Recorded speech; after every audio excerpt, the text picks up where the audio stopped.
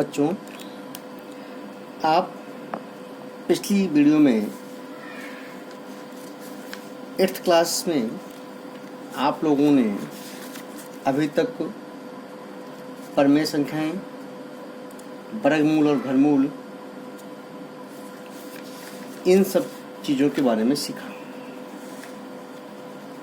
आज आप नया चैप्टर पढ़ने जा रहे हैं और उस चैप्टर का नाम है सर्वसमीकाएं। क्या नाम है उसका? सर्वसमीकाएं। सर्वसमीकाएं नाम से ही आप लोग समझ रहे होंगे। सर्व माने समान, समीकाएं सभी प्रकार से जो समान हों ऐसे। आप देखेंगे व्यंजक के बारे में आप लोग जानते हैं। व्यंजक को आप लोग देख भी चुके हैं, उनको किया भी है आप लोगों ने। 7th में भी किया है, 6th में भी किया था आपने। एक्स वाई जिसमें होते हैं व्यंजक कहलाते हैं, जिनको हम प्लस माइनस से जोड़ देते हैं। अब यहाँ पर जो पिछली कक्षाओं में हमने पढ़ा,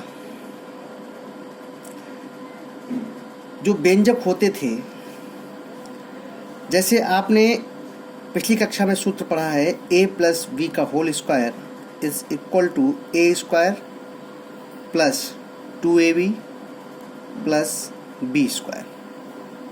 सीखा था आपने 7th में।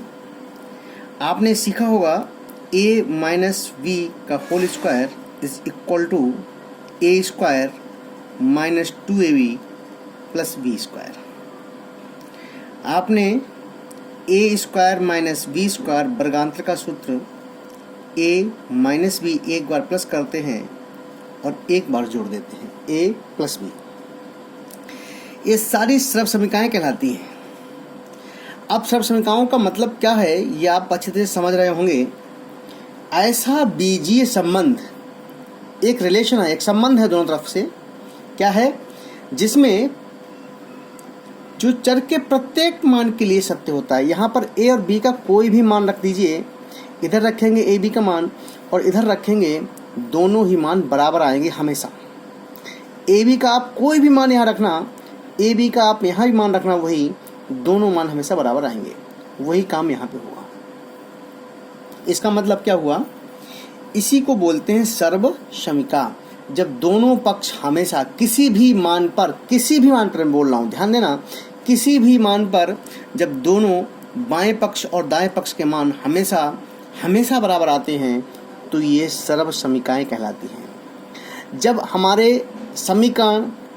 हमारे व्यंजक कुछ निश्चित मानों पर बराबर होते हैं तो उनको समीकरण कहते हैं। जैसे यहाँ पे अगर हम लिख दें 3x square plus 8x plus 5 is equal to 0। ये भी आपका समीकरण है, लेकिन ये जो समीकरण होगा वो निश्चित मानों पर ही बराबर 0 आएगा। उसके अलावा कुछ रख देंगे तो 0 नहीं आएगा।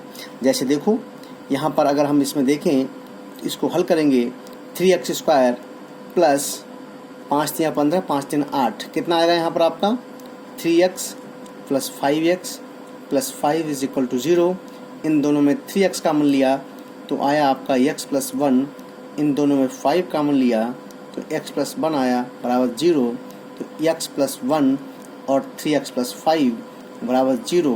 तो x के दो मान आएंगे, एक तो माइनस 1 आ गया और एक x का मान आ गया -5/3। अब इसका जो मान 0 आएगा वो इन दो मानों पे ही आएगा। x का मान -1 रखेंगे तो इसका मान 0 आएगा और x का मान -5/3 रखेंगे तो इसका मान 0 आएगा।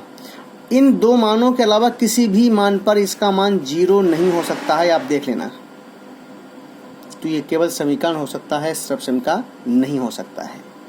सर्वसमीका होने के लिए ज़रूरी है कि किसी भी मान पर अनंत मान इसमें रखिए आप, और ये मान हमेशा इसके बराबर आएगा।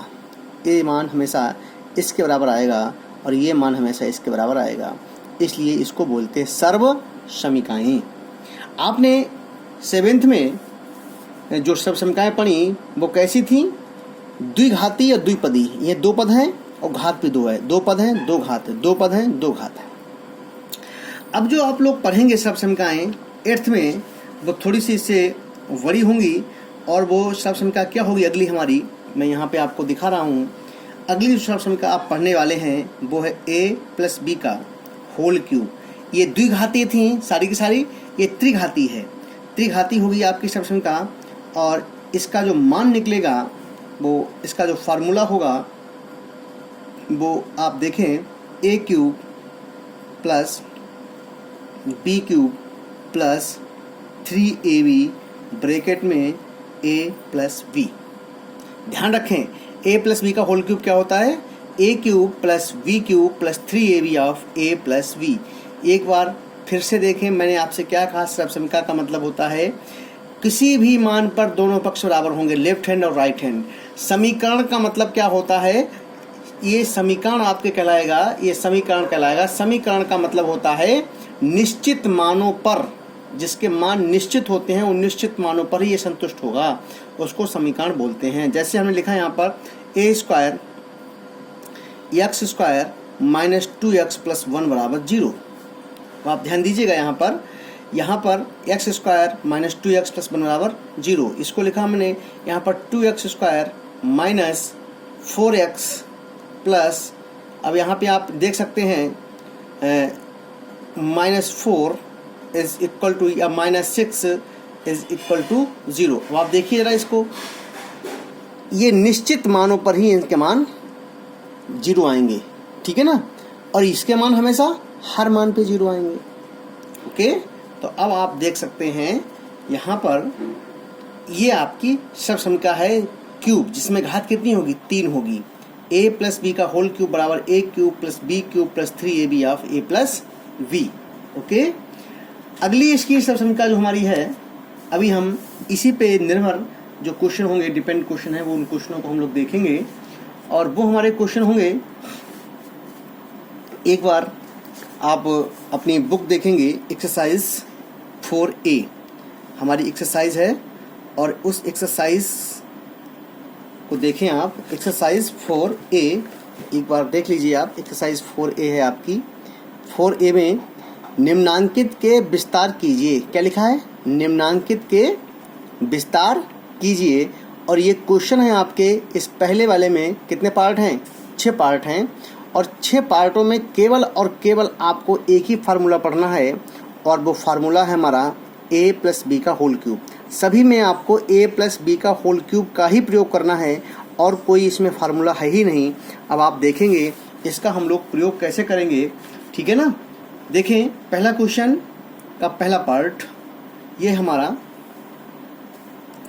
b प्लस 1 का होल क्यूब, हमें क्या करना है, इसका का विस्तार कीजिए, का विस्तार कीजिए। ओके, अब आप इसका विस्तार करना है, तो जब इसका विस्तार करेंगे तो इसका जो विस्तार होगा, अब आप देखें अपना फार्मूला a प्लस बी का होल क्यूब बराबर a cube plus b cube plus 3ab of a plus b. यहाँ पर इसकी आप तुलना कर सकते हैं आराम से, अगर आप चाहें तो इसकी तुलना भी कर सकते हैं। और अगर आप डायरेक्ट इसको लगाना सीख चुके हैं तो आप इसको डायरेक्ट भी लगा सकते हैं, ठीक है ना। लेकिन आपके लिए तुलना करना ज़्यादा आसान रहेगा। जब आप इससे तुलना करेंगे इसकी, देखें यहाँ पर b प्लस 1 का होल क्यूब की तुलना a प्लस बी का होल क्यूब से करने पर क्या पाते हैं आप, क्या मिल रहा है आपको, बताइए। a की जगह पे क्या लिखा है यहाँ पर b, और b की जगह क्या लिखा है यहाँ पर 1 लिखा है, तो आप लिख सकते हैं यहाँ पर a बराबर b और b बराबर 1। अब यहाँ पर इस फार्मूले में जहाँ a होगा वहाँ क्या लिखेंगे, b लिखेंगे, और जहाँ b होगा वहाँ क्या लिखेंगे, 1 लिखेंगे, ठीक है ना। अब जरा देख लीजिए ध्यान से, अब आप यहाँ पे आप जानते हैं a प्लस बी का होल क्यूब बराबर क्या होता है, a cube plus b cube plus 3ab bracket में a प्लस बी, ठीक है, a प्लस बी। अब आप देखें a की जगह पे क्या रखेंगे, a का मान जो b है, और प्लस b का मान क्या है, 1 है, क्यूब बराबर ए की जगह पे ए का मान यानी कि बी क्यूब, बी की जगह पे बी का मान यानी कि 1 cube plus 3v into a into v plus 1। Okay, तो ये हो गया बी क्यूब प्लस 1 का क्यूब करेंगे तो 1 ही रहेगा, ठीक है ना। और यहाँ पर आप देखेंगे प्लस 3v की आप अंदर मल्टीप्लाई कर, अच्छा 1 से करेंगे तो 3v ही रहेगा। आप जानते हैं 1 से करने पर कोई फर्क नहीं पड़ता है। ओके, आप चाहें तो इसमें एक लाइन और बढ़ा सकते हैं, इस 3v को अंदर ले जाएंगे तो क्या आएगा 3v स्क्वायर और प्लस 3v। अब आप इसको सीक्वेंस में लिखें यानी बड़ी घात पहले और छोटी घात बाद में, तो ये हो जाएगा आपका b cube plus 3v square plus 3v और प्लस 1, ये आपका आंसर कहलाएगा। ओके, इस तरीके से b प्लस 1 का होल क्यूब आपका ये आ गया, ठीक है। अब इसी प्रकार से आपके इसके और भी पार्ट हैं, बिल्कुल इसी प्रकार से आपको लगाना है। जो सेकेंड पार्ट है इसका आपको मैं बता दूं, c प्लस 3 का होल क्यूब लगा सकते हैं इसी प्रकार से। आप जैसे ये लगाया b प्लस 1 का होल क्यूब, उसी प्रकार से आप c प्लस 3 का होल क्यूब लिखेंगे। यहाँ पर a की जगह क्या हो जाएगा c और b की जगह क्या हो जाएगा 3 हो जाएगा, ठीक है ना। ये आपको स्वयं करना है, आप ये स्वयं करेंगे, ठीक है ना। और तीसरा पार्ट इसका है वो मैं आपको बता रहा हूँ, ये है थोड़ा सा अलग होगा आपका 2x प्लस 3 का होल क्यूब। अब आप देखें इसको, ठीक है ना, का विस्तार करना है आपको, का विस्तार कीजिए, ठीक है। अब इसका विस्तार करेंगे तो क्या आएगा, देखें आप इसका विस्तार करेंगे, यहाँ लिखेंगे आप 2x प्लस 3 का होल क्यूब की तुलना किससे करेंगे, तुलना की तुलना a प्लस बी का होल क्यूब से करने पर। जब आप इसकी तुलना करेंगे तो a का मान क्या है, यहाँ पर देखो a की जगह क्या लिखा हुआ है 2x लिखा हुआ है, और b की जगह क्या लिखा हुआ है आपका यहाँ पर 3 लिखा हुआ है, ये आपका 3 है। ओके, अब आप यहाँ लिख दीजिए a प्लस बी का होल क्यूब बराबर a cube plus b cube plus 3ab bracket में a प्लस v। ओके, आप देखें यहाँ पर a की जगह पे a का मान क्या है 2x, b की जगह पे b का मान क्या है 3 है आपका, तो ये हो जाएगा आपका 2x का होल क्यूब प्लस 3 का whole cube plus 3 into a की जगह पे a का मान कितना है 2x, b का मान कितना है 3, ब्रैकेट में a प्लस b का मतलब a का मान 2x और b की जगह क्या है 3। अच्छा, 2x का क्यूब 2 की घात 3 का मान कितना होता है 2 दूनी 4 दूनी 8, और x का x क्यूब हो जाएगा आपका। 3 की घात 3 का मान निकालो, 3 तियाँ 9 और 9 तियाँ 27 प्लस 3 दूनी 6 और 6 तियाँ 18x हो गया। ब्रैकेट में क्या लिखा है आपका 2x प्लस 3। ओके, तो ये हो गया आपका 8x क्यूब प्लस 27 प्लस यहाँ गुणा करो उसकी 18 दूनी 36x स्क्वायर और प्लस 18 तियाँ 54x। ओके, अब आप इसको देख सकते हैं 8x cube plus 36x square plus 54x और प्लस 27, ये आपका आंसर हो गया, ये विस्तार हो गया इसका, ठीक है। तो आप देख सकते हैं 2x प्लस 3 का होल क्यूब का विस्तार क्या होगा 8x cube plus 36x square plus 54x plus 27। आपने देखा इस तरीके से आपको सवालों में हल करना है। अगला क्वेश्चन इसका होगा, एक क्वेश्चन मैं आपको और बताऊंगा, उसके बाद आप क्वेश्चन लगाएंगे इसी प्रकार से, ठीक है ना।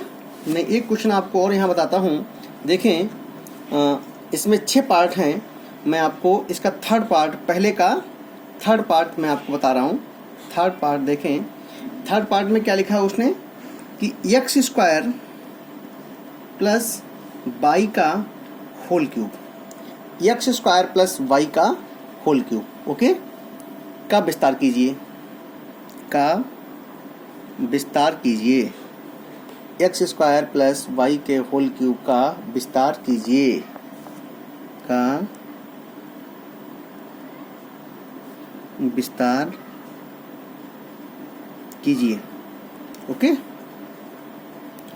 अब आप देखें इसमें एक्स स्क्वायर प्लस वाई लिखा हुआ है। अब यहाँ इसकी तुलना कर दो, फिर से मैं आपको बता रहा हूँ। एक्स स्क्वायर प्लस वाई का होल क्यूब की तुलना किससे करेंगे? अब मैं अभी आपको सिखा रहा हूँ ये, उसके बाद डायरेक्ट लिखेंगे या फिर लिखने की आपको ज़रूरत नहीं रहेगी, ध्यान रखें आप, ठीक है ना। कि तुलना ए प्लस वाई का होल क्यूब से करने पर। ओके, देखें ए की जगह क्या है एक्स स्क्वायर और बी की जगह क्या है वाई। जहाँ पर ए लिखा होगा वहाँ एक्स स्क्वायर लिखेंगे, जहाँ बी लिखा होगा वहाँ क्या लिखेंगे वाई लिखेंगे। ओके, अब आप लिखिए फार्मूला क्या है हमारा, ए प्लस बी का होल क्यूब बराबर a cube plus b cube plus 3ab of a plus b. Okay, यहाँ हो जाएगा आपका एक्स स्क्वायर प्लस वाई का होल क्यूब बराबर ए की जगह क्या लिखना है एक्स स्क्वायर। अब एक्स स्क्वायर की घात 3 आएगा, ये ध्यान रखें आप। एक्स स्क्वायर पूरा आएगा और घात क्या है इसकी 3 होती है। ए का मान एक्स स्क्वायर है तो एक्स स्क्वायर की घात 3 प्लस बी की जगह क्या है वाई, तो वाई घात 3 आ गया। ठीक है, 3 इंटू ए का मान क्या है x square into y into x square plus Y.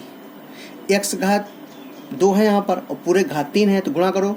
ये घातांक आप पढ़ चुके हैं 7th में, क्या होता है घात की घात होती है इसकी गुणा हो जाती है, 3 दूनी 6, ये हो जाएगा 3 दूनी 6 एक्स घात 6 प्लस वाई घात 3 3 एक्स स्क्वायर वाई और यहाँ हो जाएगा आपका एक्स स्क्वायर प्लस वाई। तो एक्स घात 6 प्लस वाई घात 3 प्लस गुणा करो इसकी 3 एक्स घात 2 और एक्स घात 2 कितना हो गया एक्स घात 4 इंटू वाई प्लस यहाँ हो जाएगा आपका 3 x square y square. Okay, तो इस तरीके से आपका ये इसका विस्तार हो गया। ओके, आप चाहें तो उसको लिख सकते हैं इस प्रकार से भी, ये वाई क्यूब बाद में आएगा क्योंकि बड़ी घात है ना, इसकी घात 4 है, यहाँ घात 5 है, यहाँ घात 4 है, यहाँ घात 3 है। तो अगर सीक्वेंस के रूप में लिखना चाहें तो इसको सीक्वेंस के रूप में ऐसे लिख सकते हैं एक्स की घात 4 प्लस 3 एक्स घात 4 वाई प्लस 3 एक्स घात 4 वाई स्क्वायर और प्लस वाई की घात 3। आप ऐसे भी इसको लिख सकते हैं, जिसको कहते हैं आप अवरोही क्रम या आरोही क्रम घातों का होता है इसमें। ठीक है ना, तो इस तरीके से एक्स स्क्वायर प्लस वाई का होल क्यूब इसका विस्तार करना था, तो ये आपका विस्तार हो गया। इस प्रकार से करेंगे कोई दिक्कत नहीं आएगी। केवल आपको एक फार्मूला जो मैंने बताया सबसे पहले, ए प्लस बी का होल क्यूब बराबर a cube plus b cube plus 3ab of a plus b, इसको याद रखिए। इसी पर डिपेंड सारे सवाल हैं। अब जो होमवर्क में मैं सवाल आपको दे रहा हूँ उसको देखें। पहला क्वेश्चन होमवर्क में गृह कार्य जो आपको मैं देने जा रहा हूँ उसको आप नोट कर लें। होमवर्क आपका रहेगा, पहला क्वेश्चन क्या है हमारा, c+3 का होल क्यूब, पहला क्वेश्चन। इन सब का आपको विस्तार करना है, ठीक है ना। क्या करना है सभी का विस्तार कीजिए। और विस्तार करने के लिए पहला क्वेश्चन c+3 का होल क्यूब।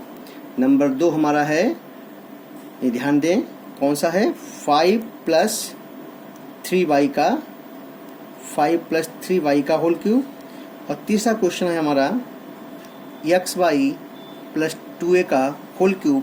ये 3 क्वेश्चन मैं आपको दे रहा हूँ, ये 3 क्वेश्चन आपको खुद करने हैं। अगर कोई दिक्कत आए इनमें तो आप मुझे बताएं, मैं आपको ये करवा दूंगा। ठीक है, पहले आप 3 क्वेश्चन जो मैंने कराए वो करिए, उसके बाद में आपको ये करना है। ओके, थैंक यू बच्चों।